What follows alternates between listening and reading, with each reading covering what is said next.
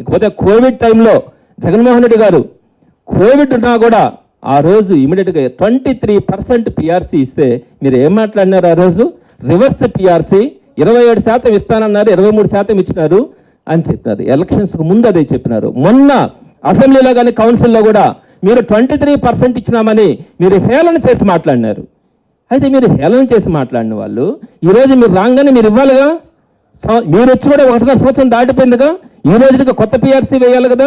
కొత్త పిఆర్సీ ఈ రోజుకి కూడా మీరు ఆలోచన చేయకపోవడం, ఐఆర్ ఇవ్వకపోవడం, మీరు ఏం చేయాలనుకుంటా ఉన్నారు ఎంప్లాయీస్ అన్నది మీ ద్వారా నేను ప్రభుత్వాన్ని కూడా డిమాండ్ చేస్తూ ఉన్నాను.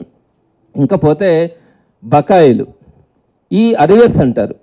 స్వాతంత్రం వచ్చినప్పటి నుంచి జగన్మోహన్ రెడ్డి గారి ప్రభుత్వం దిగిపోయేంత వరకు మీరు ఇచ్చినటువంటి శ్వేతపత్రం ద్వారా, మీరు అధికారంలోకి రాగానే ఇచ్చినటువంటి శ్వేతపత్రం ద్వారా 22,000 కోట్ల ప్రభుత్వ ఉద్యోగులకు సంబంధించినటువంటి బకాయిలు ఉన్నాయని మీరు ఒక వైట్ పేపర్ రిలీజ్ చేసినారు.